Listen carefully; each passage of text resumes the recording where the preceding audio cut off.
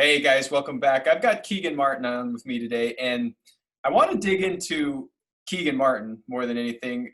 But the reason why I say that is because this guy's done so many different things. What are you? What are you now? You're only like 25, right? How old are you? Yeah, 26. Okay, so you're 26, but you've done 100,000 different things. And how many countries have you been to at this point? 30 plus. Right. Yeah. And you've been teaching people in those countries. You've competed all over the world, big time CrossFit athlete and now strength athlete. So you've had a hell of a lot of experience really early, which I'm super interested to talk to you about your own perspectives on how you see this world of strength and fitness and health and kids training, etc. But do me a favor, and for the folks who don't know you very well, can you give people a little bit of an intro and kind of background on where you came from? Yeah, for sure. So, my name is Keegan Martin. I started in the fitness industry when I was 10 years old, just, training. My parents developed the CrossFit Kids system and that program. And so I kind of started into the fitness world doing, typical CrossFit. And CrossFit back in the day was, just a really set, like, I'm going to do a Metcon, maybe two, maybe even three times a day. That's pretty much what I did for 6-7 years leading up to being a quote unquote athlete. When I was a teenager entering my adult years, I won the first teen division at the CrossFit Games. So the first time they held a teen division. That same year, I squatted an American record and shifted kind of my focus as an athlete towards powerlifting at that point. Found that that's really what interested me. But even more than that, I remember being about 17 years old and kind of having this identity wrapped up in being an athlete. It's what I did every single day. It's what I woke up and wanted to do. But, I was 17 and I had like some sponsorships, right? But they just like gave you t-shirts and Yeah. supplements and like, which was cool. I was 17 years old. So that was sweet. Like just wearing the shirts and getting free protein or whatever. But I needed money, I needed income. So I figured, I would educate myself as a coach, and what better place to start than, what I kind of had done growing up, which was coach kids. So I started there. I started coaching, 3 to 5 years old, the preschool age. And I remember it pretty clearly. It was my birthday and I was going into the gym, and I had been coaching for about a year. So I was like 18, just turning 19. And I walk in and my kids kind of gathered around me and they sang me happy birthday, and they'd all made me like these cards with, me lifting weights, little drawings of me lifting, and then, being coached by me in a circle. And that kind of shifted my identity from being an athlete towards being a coach. And then What was it? Was it sentiment? Was it love for being able to change how a kid sees the world? Like what was it that shifted your perspective? it was just, it felt more important than waking up Mm. and doing some pull-ups and some snatches. Like it felt like the impact was greater than just me going and doing a workout. The impact was now somebody else looked up to me as a role model for what they should be doing. And Gotcha. that felt really cool. So that really shifted my perception as to who I was. I still wanted to compete in certain elements of fitness, but I was no longer like, that's what I woke up wanting to do that day. I woke up and I wanted to train kids. Okay, so you were working with the 3 to 5 year olds. Were you working with whether it was CrossFit Kids or Brandon? Were you working with your folks at that point, or no? Yeah. So about a year prior to that, right when I started coaching, I also started traveling and teaching for CrossFit HQ, their seminar staff. I worked specifically for the kids staff, and that brought me to, God, I don't even know how many countries, like we talked about. I've taught, just under 300 seminars now, teaching people specifically how to train kids in fitness. I remember walking through the airport with you in Sweden, and man, you're a seasoned veteran when it comes to understanding walking through that airport. I'm sitting there like, I don't know what I'm going to eat or whatever. You've got your Yeah. whole game plan locked and loaded. Okay. So did you like, or do you like coaching a small group of actual kids, or do you like coaching the coaches who are going to coach the kids better? See, that was another shift for Okay. me, because I had that initial shift from like, okay, I love doing this fitness stuff, and this was like what I woke up and wanted to do, to I woke up and I wanted to train kids. And then I started to realize through working and coaching coaches that the impact that I had, if I could just get one of them in that room to have that same impact that I had with my kids, and every single course that I did, my reach was a lot greater. Why do you care about reach? Just the number, that same feeling that I got from, training kids, the impact that I had. Now somebody was looking up to me as a role model.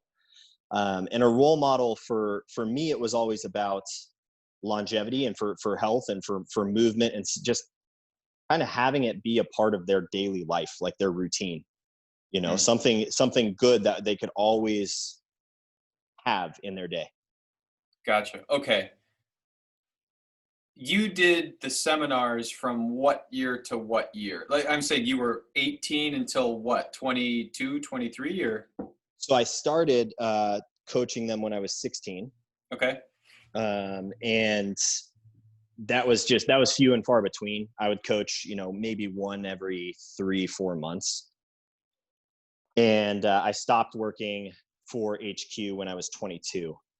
Okay. But the 3 years before I stopped, I was working 48 out of 52 weekends, man. I was every Whoa. single weekend going. Yeah.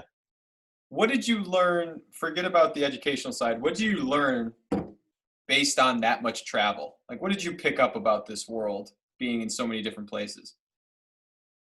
I think more than anything, learning to observe Hmm. before like reacting to any sort of situation, because I was always the type of kid that would just kind of walk into a room and I was the loudest person in the room, and I would just kind of barge in and just be Keegan. But I think through travel, I learned that you kind of have to sit back and observe, especially when you're in a new culture, Mm-hmm. before reacting towards anything.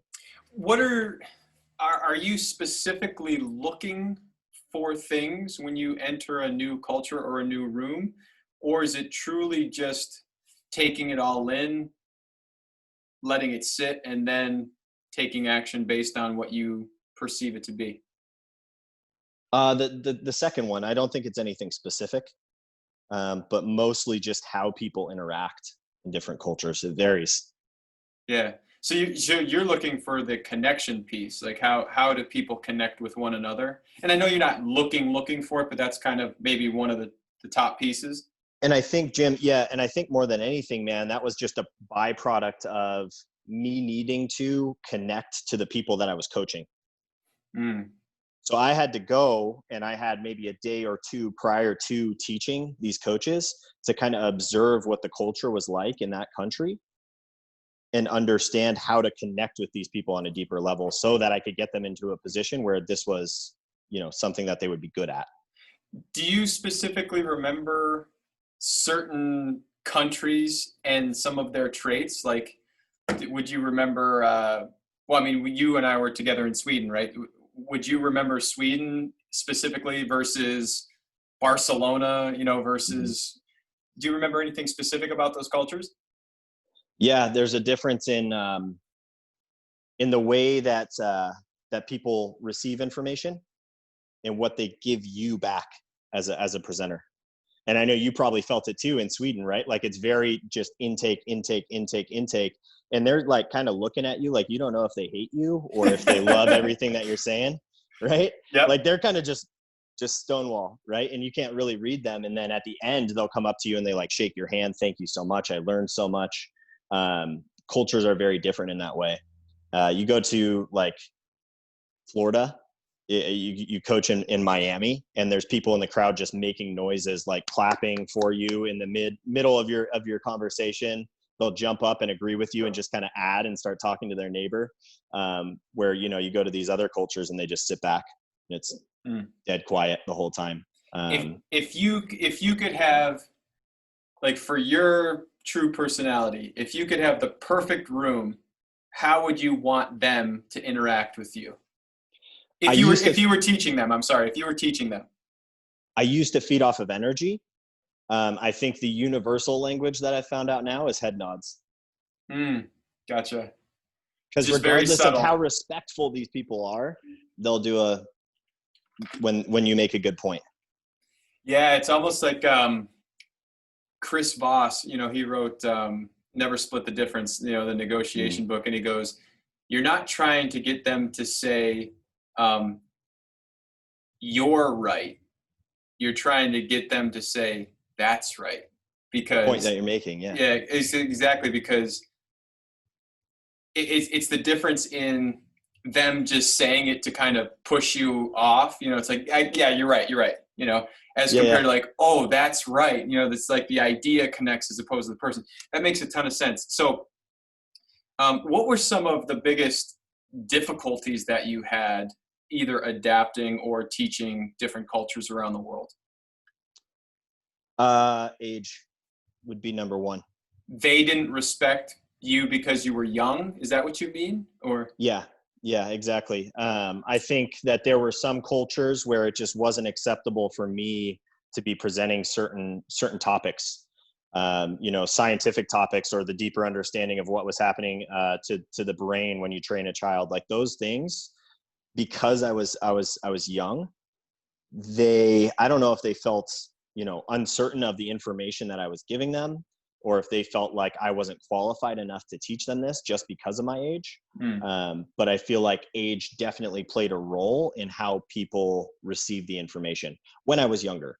I feel like now when I go and I present, that's not it's not an issue anymore. But definitely when I was on the younger side of my teen years, early 20s. So do you remember a time where that seemed to shift, or was that just kind of very slowly it started to fade? Or right around 22, 23 years old, it stopped. It's like, hey, this guy probably graduated from college and he's a smart guy, and so like, and I don't know if it's like my style of coaching too and teaching in lecture format adapted to that.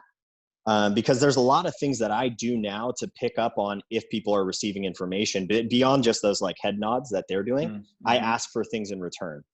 Can you give me an example? So a quick one would be checking in, right? So if I you know, make a salient point, I stop and I pause and I look at the crowd and I say, right, or does that make sense to you guys? And I get a lot of return from that. I know they're with me. Obviously I don't do that too much, because if you pause after every point and you check in with them, that's kind of annoying. But every once in a while that gives you some feedback as the speaker. There's another thing that I would do where if I'm making a really important point, I'll ask them to write it down, and I watch the number of pens that start to move. Interesting. So prior to making the point, it's like, hey guys, make sure that you write this down. Boom, boom, boom. I say it, and then I watch the number of pens that are moving, because if they all move, then they're all focused in and they want the information, right? But if they don't. How did you go from kid to adult? In like my speaking? Yeah, as it related to speaking. So, you know, people started to perceive you a little bit differently just because you were older, but what were some of the moments where maybe even looking back on it today, you're like, ooh, that was a big moment that helped me grow up, or, you know, help me change my style out of the 16-year-old model into the adult model of Keegan? Reps. You just got like more confident, more certain, you know, more polished, etc. Yeah, like how do you go from good at anything to great at anything, right? I think it was just the reps. And I think it was the reps because it was constantly different too, right? Like my style of teaching was never a set number of people in a very specific room and utilizing the same method. It was always, you know, hey, this time you're going to be in this country. You've never been to this gym. You don't know what the room looks like. You don't know what the people are going to bring. You don't know if you're going to have a translator or not. I didn't even think about the translator, but I bet that was an interesting component to it. Did you ever view yourself as a kid when you were in the room? Because I know, like, I've heard you called, you know, the CrossFit kid, you know, but did you ever view yourself as a kid? I think in the early years, yeah, because that's more or less what I was brought there for. You know, when I was coaching the seminars at the beginning, it was like, hey, Keegan's going to demonstrate the movements.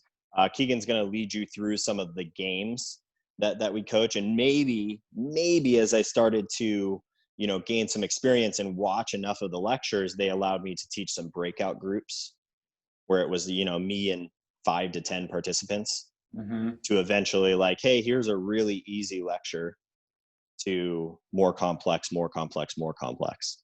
Gotcha. Okay, let me shift gears a little bit. You competed in CrossFit, then you found powerlifting. What is it about strength that captured you in such a big way? There was no pressure to me. And I know that sounds weird, right? Because like the first year that I competed, I did a better job at this than I did in all of my years competing in CrossFit. What does that mean? What do you mean by better job? I ranked higher. I placed higher in every competition that I did. I was just naturally better at strength. But there was no pressure in it to me. I think number one, because it was like, this is not your family business. Okay. Right? Like when your parents are like seen as like, they are number one in the world at this topic. And then you have to imitate that, at least in some way. Like there's a lot of pressure involved behind that. And so every time, like I tell people to this day, like every time I hear, you know, the clock tick down from 3, 2, 1, like my heart, even if I'm not doing a WOD, my heart just starts going and I'll get sweaty. My face turns red. Like I just have like this anxiety around, you know, doing things for time and moving as fast as possible. That freaks me out. So there was like no pressure involved in the strength side of things. And I really, really enjoyed that. So it's almost, I don't want to say this if this is wrong, but it's kind of like it's your own identity. It's nobody else's identity. It's just you. Yeah. And I think, you know, looking back too, it's funny because it was the opposite of what I was seen as, you know, growing up. I was, you know, I entered high school. I wrestled in high school. I played soccer for a large part of my life. And I was 98 pounds my freshman year. I graduated at 130 pounds. Oh man, got huge. I was running a 5K in like 17 minutes and my mile time was 4:48. So I was like known for endurance feats. You know, I trained with Brian McKenzie quite a bit. Like I just was not known as strong. I was always strong for my size. And that bugged me. I bet. That really bugged me. Like that did not sit well. And so I just wanted to be strong. Gotcha. And I think that was another piece that led me to like, I like this because I know I'm getting stronger. There's so much heart in that, isn't it? It's like, this is not going to be who I am. And like looking back, it's kind of funny, you know, because I'm like, I've been doing the strength stuff now, you know, solely just the strength stuff for about 5 years. And like, it's pretty funny to look back and go like, wow, that was a huge factor of it, was like, you graduated at 130 pounds and people saw you as weak, you know? Interesting. But I mean, based on what I see, you still love building strength, right? Oh yeah. Yeah. That's so what is favorite thing. What is it today that's so intriguing to you about strength building and investigating your own strength? It's a constant. Like I know that every day, without doubt, I'm going to have at least an hour to invest in me with a product that's measurable. Product being strength level, right? Yeah. Yeah. What do you hope to achieve with it? As far as what's measurable? That was the perfect question behind it, because I don't care if it's measurable or not. Yeah. For me, I think the end result would be a 2,000 pound total. Wow. Okay. That just that number has always been something that I knew I would chase if this was the road that I would go down. You know, first it was, I want a 400-pound deadlift. Then it was a 500-pound deadlift. I knew as soon as I cleared 5, I would want 6. Mm-hmm. And I knew as soon as I cleared 6, I would want 7. So I think the end result would be a 2,000-pound total. And I say that because I know that at that level, it starts to impact health and longevity. And so I think there's only so much that I can do to push that envelope before I'm going to hurt myself in the long run. So, you know, that's where I'll call it. So, and just for everybody else, if you're not used to what this word total is, that's the bench press, the back squat, and the deadlift, 1 rep max, your heaviest weight, and you add each of them together for your total. What would it mean to you to get 2,000 pounds? It would mean success, I guess, in my own identity, in my own eyes, right? Because this is something that I've found from a young age that was like, I want to do this. And I know athletically that would mean that I was able to go from, you know, good at this thing initially to really truly strong, not strong for my size, but strong, to one of the best in the world, one of the best ever. Do you consider yourself strong? Now, yeah. I was curious if you still had that 130 pounder somewhere in there. Yeah. Okay. So outside of strength training, what are your focuses now, and why are they now your focuses? Outside of strength training, athletically, life-wise, what are we talking? Life, business. Yeah. So for me, number one is to find a solid base, because I've always been an entrepreneur. I've been like a chronic entrepreneur, but I think given the recent events, I've realized I need something that has a promised future. And so I've taken the appropriate steps to find that, to just have a base, but still allows me to have these outlets, these entrepreneurial outlets. Gotcha. What do you enjoy about being an entrepreneur? Schedule, mostly. I like being in control of my time. If are you the type of guy who would rather find all the efficiencies and work fewer hours, or the type of guy who would rather, you know, burn the candle on both ends and figure it out? Efficiencies. Okay. What are some of the things that have worked for you in the past to build efficiencies for yourself? Creating habits is the biggest thing for me. You know, like it's a set sleep time, it's a set wake up time every single day. And my morning routine is really the number one thing that gets me like, this is what's going to happen. Your day is going to get going after this. Can you talk about your morning routine and what it looks like? Yeah. So it's funny, but it's unique to me. I wake up. I usually eat my breakfast straight away after waking up. I'll go for a walk. I usually get in like 3,000 to 4,000 steps. When I come back, I hit a quick PT session, which is just figuring out weaknesses for my strength. And then I write out my important things list for the day, my tasks. Yeah. And that does what for you? That routine does what for you to get you ready for the day? It means I'm working that day. What do you mean by that? So that routine is unique to work days for me. Okay. And that's just and specifically, I don't do it purposefully on days that I'm not, working. So that act gets you primed to go work. Yeah, and it's more or less just a kick in the pants saying like, hey, this is what you're going to do today. Kind of prepping me to know that, like, you know, this is a work day. It's Gotcha. part of my routine to get me going, because I think the tricky part for entrepreneurs is the fact that they do have so much free time. Right? Mm-hmm. And so knowing, you know, like, okay, now's the time to rest, and now's the time to put in everything that you have, that becomes an important skill for entrepreneurs. With all of the work that you've done within organizations and also as an entrepreneur, what are some of the difficult lessons that you've had to learn?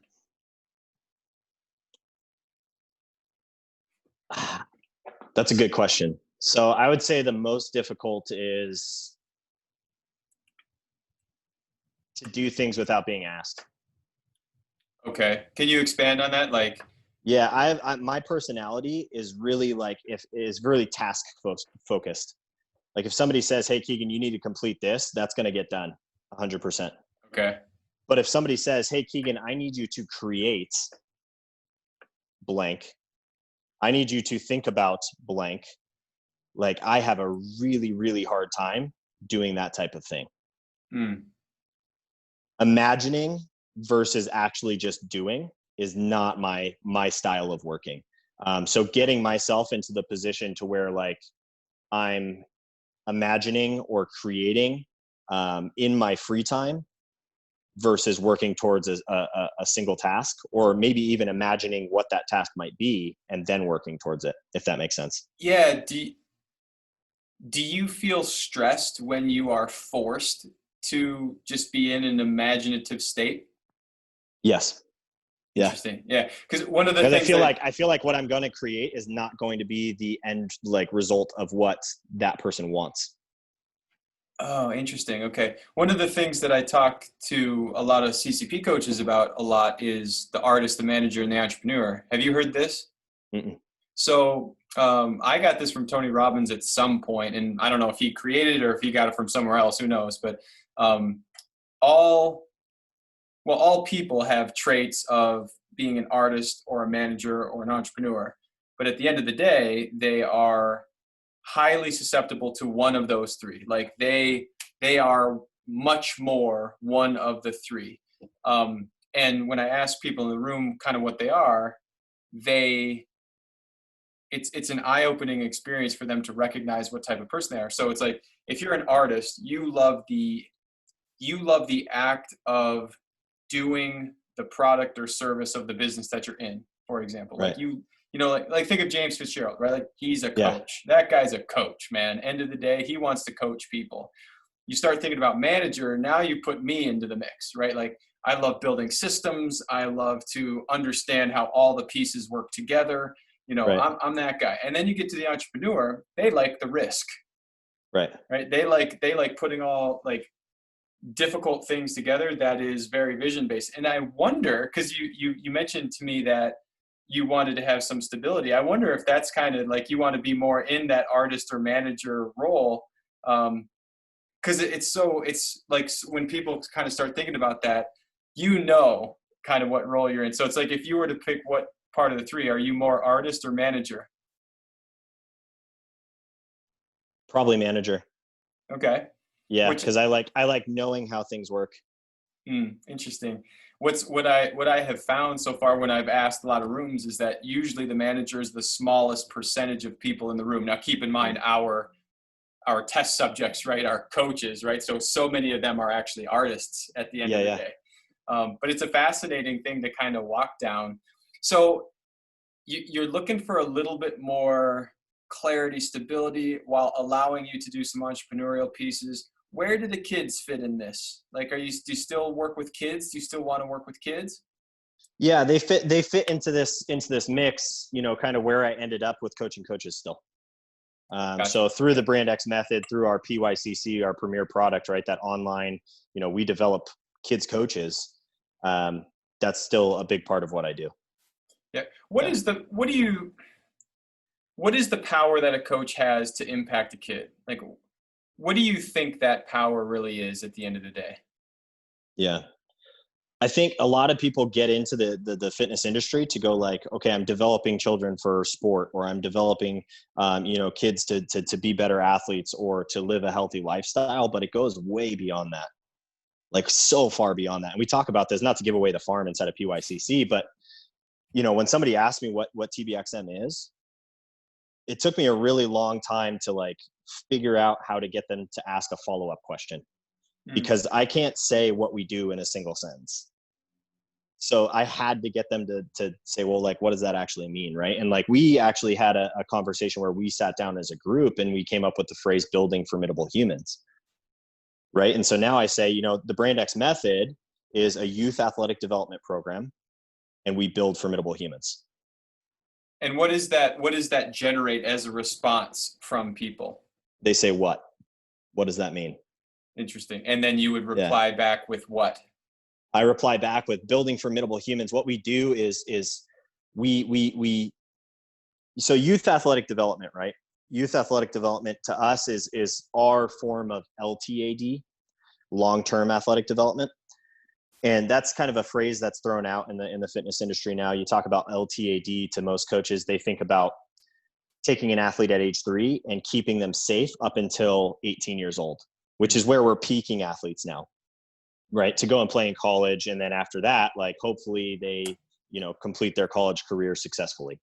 You know, very, very few of them make it pro, but that's LTAD, right? To us, youth athletic development is the base for longevity, for them to be healthy for the rest of their lives. So it's a much larger view, right? It's 3 to 70 plus years old. It's no longer 3 to 18. It's building a broad base. It's kind of like the OPEX feeder system, right? Yeah. Like that's literally what it is. Like, we want to give them such a broad base and understanding of what fitness and what health actually is, so that they have, when they reach 18 years old, so that they have that autonomy. Right. What? So that's that, you know, youth athletic development. We build formidable humans. We don't just focus on the physical side of things. So yes, from the outside looking in, you look at it, you're like, okay, that makes sense, youth athletic development, but that's just the physical side of things. We build the entire human being, and we use physical fitness as a medium to do that. Gotcha. If a coach is listening to this or a parent's listening to this, should I push a kid if they have talent in a sport? Should I push that? Or should I think about, you know, the long-term athletic development model as the Brand X sees it? You know, like how do you think about making that decision? I think, number one, it comes down to enjoyment from the child. But I think in terms of, you know, how far you want them to be able to go, always comes back to the base that you give them. Right. I think it always comes back to that theoretical hierarchy for development of an athlete. Right. You've got at the base of that, you've got nutrition.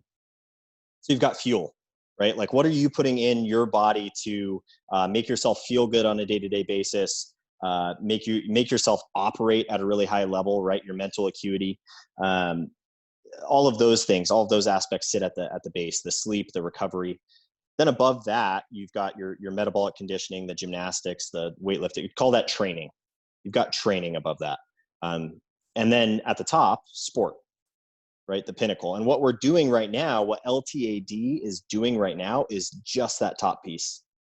Right. Other models of long-term athletic. Yeah. Other models, not YAD, LTAD is just that top piece, just the peak, right? We're just focusing on sport. And what we've done is we've truncated the pyramid, and we've actually muted how far athletes can go in terms of their performance, because we haven't given them a solid base.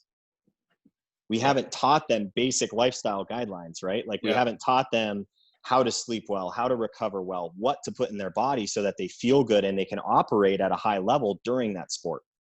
All of these things fuel their sport. So if a child really, really likes sport, sure, let them play sport. Sport's great. But if you want to keep them safe, if you want them to be able to play and enjoy that same sport when they're 70 plus years old, they should probably be doing some other things to fuel that. It's also interesting too, to go back to your earlier conversation. You ran a 4:48 mile. You also have, what's your best back squat? 650. Okay. 650 on a back squat. You also won the CrossFit Games team division. And yes, you've had some nicks and bruises here and there, but you've never really been taken out by injury. It's an interesting concept, right? Like you have experienced that entire idea. And I'm sure that you've also been the test dummy for some ideas that have helped you and, you know, helped others improve. But let's say let's say that I am a coach or a parent of a kid who is pushing hard and does enjoy a sport. What are some signs that I need to look for that might be them subconsciously like crying to be out of it? You know, like Yeah. what can you look for in that capacity? Yeah. Can I tell you a story? Yeah. Yeah. So growing up, one of my best friends, his name's David Shanahan. He so he's the founder of Fit Aid. Everybody has Fit Aid inside of their gyms now. That was one of my best friends growing up. I always looked up to him. He was a couple years older than me. But David played soccer just like I did, and we were on the same club team later on in life. But when he was 16 years old, he got recruited to go and play in England. So he was like a transfer student over there. Played for a Manchester United feeder team, so one of the best clubs in the world. And came back here. We played on the same club team. It was one of the best in the U.S. traveling. And one day, you know, he was going to drive me to practice, and he gave me a call. He's like, "Hey, I'm not going to go today." Okay, you know, that's a little weird for David, but all right. Next day, same thing. You know, I ended up finding another ride for, you know, a couple weeks before, you know, I started talking to him and was like, "Dude, what's going on? Why aren't you at practice?" And what he said to me, I'll never forget, because it changed my view. Even at that young age, it changed my view on what sports actually were for kids at a high level. He told me, you know, it feels like a job. Mm. And I was like, I was looking at him like he was crazy. I was like, dude, well, like, that's the point, right? Like, that's the point. And he goes, "What's it going to feel like when it is my job?" Mm. And I got what he was saying, because at 16 years old, he was signing contracts. You know, he was taking flights across country, going, you know, internationally to play at 16 years old. And so every time David stepped on the field, there was this pressure to perform. And I go back to exactly how I started to feel about CrossFit and kind of what shifted me away from that in terms of my training. And it's like, I can totally relate to that. There's this massive anxiety to having to perform at a young age. So when Mm. you start to see that, when winning is prioritized over fun, when anything is prioritized over fun in the sport, that's when you need to kind of pull back as a parent or a coach and put the fun aspect in front again. Because That's if a a kid doesn't want to play, they're not going to play.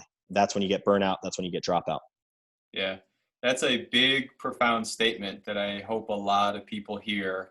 Um, just, you know, and if somebody's listening to this who is a very logical thinker, just run the math on how likely it is that a kid actually goes to the pros, right? Like, you Yeah. already know who those kids are. You know what I mean? Like, Yeah. Yeah, exactly. you're pretty sure by about 14 who's probably got talent. Now, okay, The Last Dance with Michael Jordan, maybe you could, you know, make a case on that one, but Yeah. it's interesting. One of the things that made him such a good athlete was because he was so well-rounded as an overall athlete.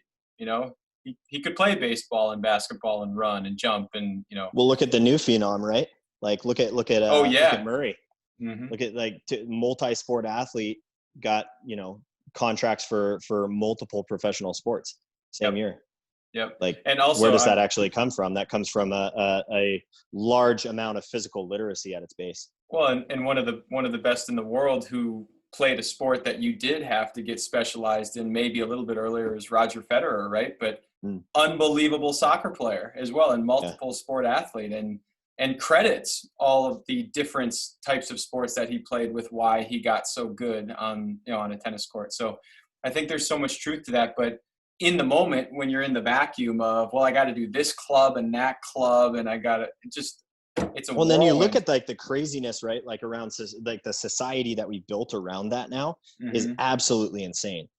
Like, so one of the courses that I taught when I was traveling quite a bit for CrossFit was in New Zealand. And there was a New Zealand All Blacks player there. So their top level rugby team. And I asked him, I was like, "How long is your season?" He said, "6 months." I said, "So 6 months you have off?" And he said, "Yeah, for 6 months out of the year, I don't touch a rugby ball." Mm. And I started to think about it. The last year I played soccer, I played for 11 months as my season. And the 1 month I had off, because there was a mandatory layoff from the state commission, Practice. there was a mandatory layoff. No, we had our coach told us to go and play in an indoor league for that 1 month so that we were still touching a ball, playing together as a team. And so I look back at that and I'm like, dude, I was playing 365, doing the exact same movement over and over again. Like, no wonder kids get burnt out on that. Oh, yeah. And I look at, like, you look at sports and it happens all the time, right? Like, look at gymnastics is a perfect example of that. Young ladies in gymnastics, like, how many of them are in gymnastics when they're 4 years old in the US? Yeah. Yeah. All of them, right? And then by 16, how many of them are still doing gymnastics? Right. Like the Olympic team. And that's it. That's it. That's it.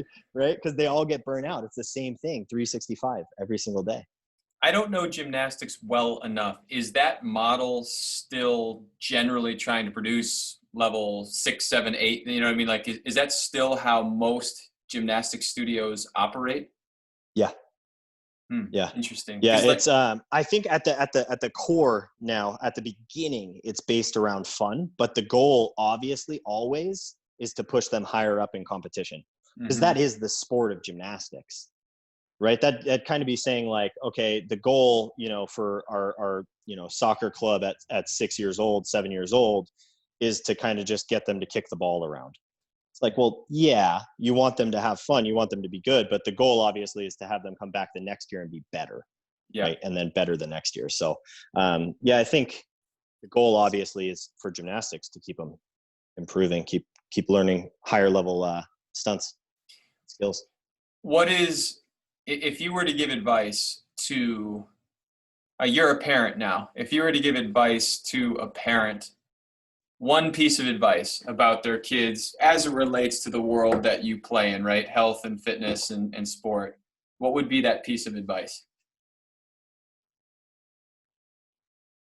Lead by example.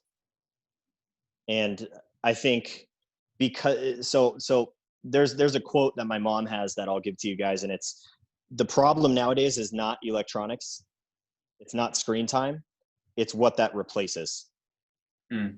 And I think as a society as a whole, we get so caught up in, kids need to not be on their Xbox, or they need to not be on their phones or their tablets. I don't think that them spending time on those things is a problem. The problem is what that replaces. And so we actively, as coaches, as parents, as teachers, we actively have to show them how to play. So get outside, play with them, spend time outside with them, dedicate a certain amount of time every single day to make it a part of your day, and do that with them. You actively have to do that with them, because otherwise it is going to be a problem, because they're just sitting there not doing anything else. Well said, man. Let's end it there. Where can people find you? Where can people keep listening to what you're saying? So thebrandxmethod.com. If you guys go there, that's all of our education can be found on that website. Our Instagram is the best place to keep up with tips, tricks, everything that's kind of going on inside of our community. So it's at thebrandxmethod. And then me personally is at Calorie Poppy, CALORIE. I forgot you made the switch. Yeah. That was from one of my clients, dude.